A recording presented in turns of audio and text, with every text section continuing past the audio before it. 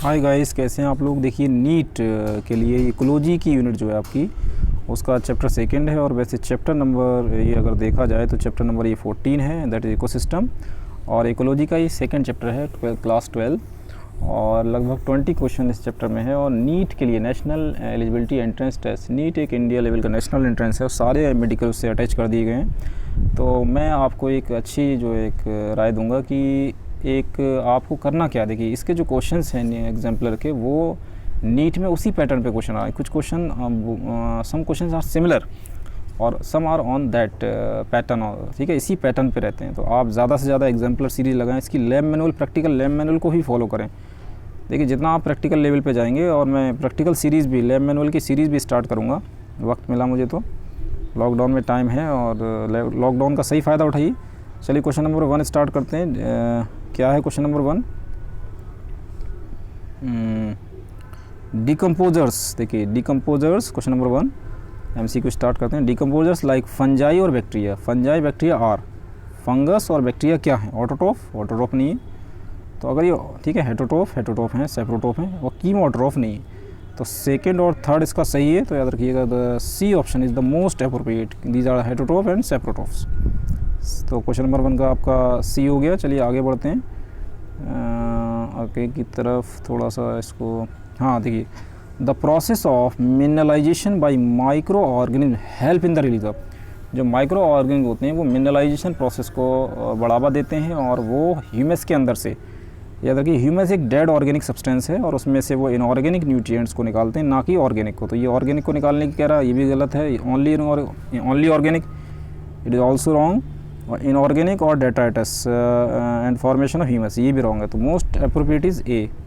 जो ह्यूमस होता है वो डेड ऑर्गेनिक मटेरियल होता है, वो इनऑर्गेनिक न्यूट्रिएंट में रिच होता है, and that inorganic nutrient release by the bacteria by the process of mineralization. तो ए इज़ करेक्ट। एक्सप्लेनेशन के साथ कर रहे हैं, डायरेक्ट आंसर नहीं। डॉक्टर डायरेक्ट आंसर के तो आप खुद भी पढ़ सकते हैं। Productivity is the rate of production of biomass express in. जो प्रोडक्टिविटी होती है, देखिए जो प्लांट्स होते हैं वो फोटोसिंथेसिस प्रोसेस के लिए खाना बनाते हैं। तो खाना कहाँ बनता है? लीफ के अंदर ये प्रोसेस चलती है, याद रखिएगा। पौधे अपना खाना, plants make a food in the leaves. कुछ प्लांट्स की ग्रीन स्टेम भी ग्रीन होती है, लेकिन मेन जो याद रखिएगा, इसमें याद रखिएगा प्रोडक्टिविटी को किस चीज़ में मेज़र किया जाएगा। तो याद रखिएगा इसको मेज़र करने का जो सही है वो ग्राम स्क्वायर पर यार्ड में, एक तो ये यूनिट है इसकी, और दूसरी यूनिट जो हो जाएगी वो किलो कैलोरी पर मीटर स्क्वायर पर यार्ड, ठीक है, इसमें मेज़र करेंगे। ये 2 यूनिट हैं जिसमें इसको मेज़र किया जाता है। तो C is the most appropriate, एक तो gram square per yard, kilo calorie metre square per yard, ठीक है, तो इसमें मेज़र करते हैं। तो सी इज़ करेक्ट। यूनिट है, याद करना होगा। An inverted pyramid of biomass can be found in which ecosystem. Inverted biomass pyramid किस में पाया जाता है आपको बताना। तो याद रखिएगा ये मरीन में पाया जाता है। मरीन इकोसिस्टम में इन्वर्टेड होता है, क्योंकि बायोमास में वहाँ पे ग्रीन प्लांट्स हैं, उसके बाद ग्रीन प्लांट्स के बाद मतलब एल्गी हो गया, उसके बाद मतलब प्राइमरी कंज्यूमर, प्रोड्यूसर्स, फिर primary consumer, secondary consumer, tertiary and so on. तो उसमें जो ड्राई वेट होता है वो ऊपर वाले लेवल का ज़्यादा होता है, लोअर का कम होता है। तो इसलिए इन्वर्टेड पिरामिड का फॉर्मेशन होगा इसमें। B is the most appropriate. चलिए आगे की तरफ बढ़ते हैं, 5th पे। Which of the following is not a producer. इसमें कौन सा प्रोड्यूसर नहीं है? तो आप इसमें आपको बताना प्रोड्यूसर। देखिए स्पायरोगैरा एल्गी है, वॉलबॉक्स एल्गी है, नॉस्टॉक साइनोबैक्टीरिया ये भी एल्गी है। एगरिकस एक फंगस है, याद रखिएगा। एगरिकस मशरूम है, सॉरी, एगरिकस फंगस है, दैट इज मशरूम। ये आपका प्रोड्यूसर नहीं है, ये हेटरोट्रोफ्स है, ठीक है। तो B is the most appropriate, बहुत अच्छा क्वेश्चन है ये।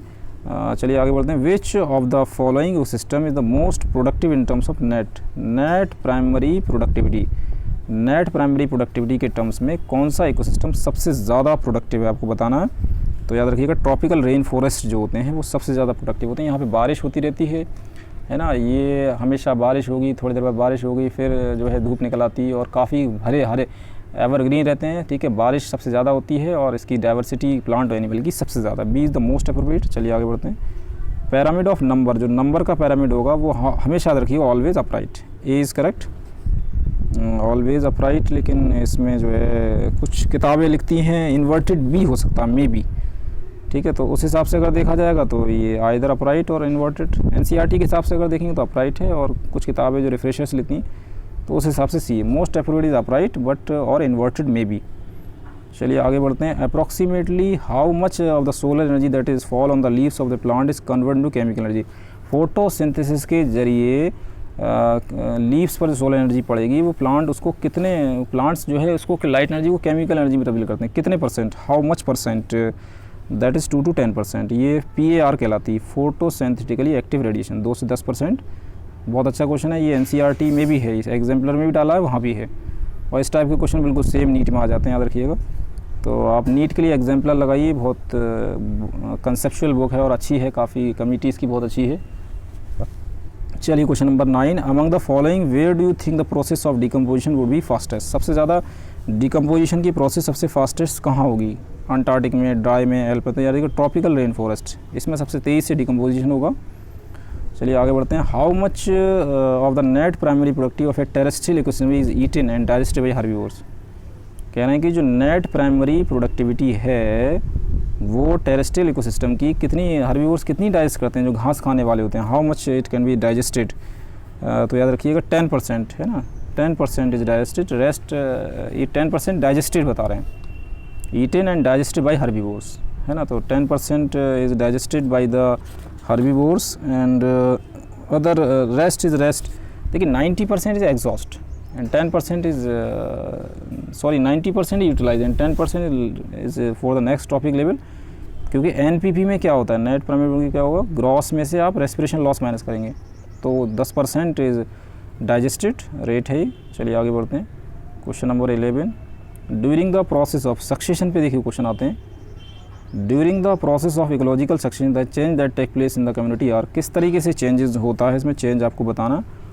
एक तो ऑर्डरली होगा और सिक्वेंशियल होगा। देखिए A is the most appropriate, random नहीं होगा ना, वेरी क्विक होगा, नॉट इन्फ्लुएंस, ये भी गलत है, ए is correct. Climax community is in a state of, climax community किस स्टेट में होती है आपको बताना, ये इक्विलिब्रियम स्टेट में होती है, याद रखिएगा। The more it is occur in the equilibrium state. Among the following biogeochemical cycle which one does not have loss due to respiration। इसमें आपको बताना है कि फॉलोइंग ये बायोजियोकेमिकल, आपको बायोजियोकेमिकल साइकिल्स इसमें दे रखी, which does not have loss due to respiration, से किस में लॉस नहीं होता है आपको बताना। तो याद रखिएगा तीनों में नहीं होता, ऑल ऑफ दीज, न फॉस्फोरस में, न नाइट्रोजन में, न सल्फर में। D is the most appropriate. चलिए आगे बढ़ते हैं। Question number 14, the sequence of communities of primary succession in water is, मतलब जो प्राइमरी सक्सेशन जो होगा वाटर के अंदर, उसको में कम्युनिटी का सीक्वेंस क्या है, आपको कम्युनिटी का सीक्वेंस बताना। तो देखिए डी इसका करेक्ट है, फाइटोप्लैंक्टन होगा, फिर रूटेड सबमर्ज्ड होंगे, रूटेड सबमर्ज्ड हाइड्रोफाइट, सबसे पहले फाइटोप्लैंक्टन होंगे, फिर रूटेड सबमर्ज्ड हाइड्रोफाइट, फिर फ्लोटिंग हाइड्रोफाइट्स, फिर रीड स्वैम्प, सेज, meadow and trees. D is the most, बहुत बेहतरीन क्वेश्चन है, याद रखिएगा, ये सेम क्वेश्चन भी नीट में रह सकता है। तो याद रखिएगा पहले फाइटोप्लैंक्टन, फिर रूटेड सबमर्ज्ड, रूटेड सबमर्ज्ड में उनकी जड़ पानी के अंदर रहेंगी, हाइड्रोफाइट होते हैं पानी वाले, फ्लोटिंग हाइड्रोफाइट भी होंगे जो पानी में तैरेंगे, कुछ दलदली इलाके में रहते हैं, सीज होंगे, मीडियो होंगे, फिर लास्ट में ट्रीज होंगे। मतलब पूरी क्लाइमैक्स की तरफ, आगे की तरफ बढ़ेगी, और वहाँ आने वाले कल में क्या होता है, फिर ये कन्वर्ट हो जाती है, पूरा पानी वानी सब खत्म हो जाता है और पूरा फॉरेस्ट बन जाता है। तो डी इज़ करेक्ट। चलिए आगे तरफ बढ़ते हैं। Question number 15, the reservoir for the gaseous type of biogeochemical cycle exist. Gaseous जो होती है, gaseous type of biogeochemical cycle कहाँ एग्जिस्ट करेगी आपको बताना है, इसमें इसका एग्जिस्टेंस कहाँ है, एटमॉस्फेयर में है, बी इज़ करेक्ट। चलिए question number 16, if the carbon atom is fix by the producers already have pass through the 3 species, the trophic level of the last species would be. इसमें कहा जा रहा है अगर कार्बन एटम को producers ने पहले से ही फिक्स कर दिया है और वो आने वाली 3 स्पीशीज़ पे पास भी हो रहा है, तो the trophic level of the last species would be. तो लास्ट स्पीशीज़ क्या होगा, तो याद रखिएगा लास्ट स्पीशीज़ होगा टर्शरी कंज्यूमर होगा, याद रखिएगा सी इज़ द मोस्ट एप्रोप्रिएट। क्योंकि जो कार्बन फिक्स कौन करेगा, प्रोड्यूसर्स जो होगा, प्रोड्यूसर्स होते हैं जो आपके प्रोड्यूसर के बाद हर्बीवोर होंगे तो primary consumer, then secondary and tertiary consumer is the last, 3rd number पे आएगा उसके बाद फिक्स करने के बाद। चलिए 16 के बाद आगे बढ़ते हैं 17 पर, अब ख़त्म पे हैं। Which of the following type of ecosystem is expected in area where evaporation exceed precipitation and mean annual rainfall is below 100 mm। बहुत अच्छा क्वेश्चन है ये। कह रहे हैं वो कौन से टाइप का इकोसिस्टम होगा जिसमें किस टाइप का इकोसिस्टम होगा जिसमें जो है इवोपरेशन जो है वो बढ़ जाएगा प्रेसिपिटेशन से, मतलब जो लिक्विड से वेपर जो बनेगा उसका रेट ज़्यादा होगा और मतलब बारिश कम होगी और एनुअल रेनफॉल 100 mm से कम होगी। ऐसा कौन सा फॉरेस्ट होगा? तो ऐसे याद रखिएगा, ये डेजर्ट होते हैं, जो रेगिस्तानी इलाका होता है, डेजर्ट्स में ऐसा पाया जाता है। C is correct. The zone at the edge of the lake, मतलब the zones at the edge of the lake और the ocean which is alternatively expose to air and emerge in water, मतलब वो lake का वो zone, ठीक है, या ocean का वो जोन या वो एज जो अल्टरनेटिवली जो है एयर के लिए एक्सपोज होती है और इमर्ज इन वाटर के लिए एक्सपोज होती है, वो जोन कौन सी कहलाती है? आपको जोन का नाम बताना है तो याद रखिए वो लिटोरल जोन कहलाती है, ठीक है, क्योंकि जो पेलाजिक जोन अलग होती है, बेंथिक जोन काफ़ी नीचे हो जाती है, लिटोरल जोन जो है एयर से इंटरेक्ट करती है, ठीक है। बहुत सारी जोन्स होती हैं, आपको पूरा पढ़ना पड़ेगा। 19 question, edaphic factor refers to, edaphic जो फैक्टर होते हैं वो क्या चीज़ को रेफर करते हैं? That is related to soil, याद रखिएगा, B is the most appropriate. Last one, which of the following and is an ecosystems provide by a natural ecosystem, which of the following is an ecosystems service provide by a natural ecosystem, मतलब कौन सी ऐसी service है, ecosystem service, जो natural ecosystem provide करता है आपको? तो साइकिलिंग ऑफ न्यूट्रिएंट होती है, न्यूट्रिएंट साइकिलिंग फॉर्म में होते रहते हैं। प्रिवेंशन ऑफ सॉइल इरोजन, मिट्टी का कटाव बचता है, ठीक है, जो आपको इकोसिस्टम सर्विस दे रहा है ना। और pollution absorption and reduction of the threat of global warming, सारी बातें हैं कि जो पॉल्यूशन का एब्जॉर्प्शन होगा, ग्लोबल वार्मिंग का थ्रेटन कम होगा। तो ये सारी बातें याद रखिएगा, नेचुरल इकोसिस्टम में ecosystem service natural ecosystem provide करता है। D is correct.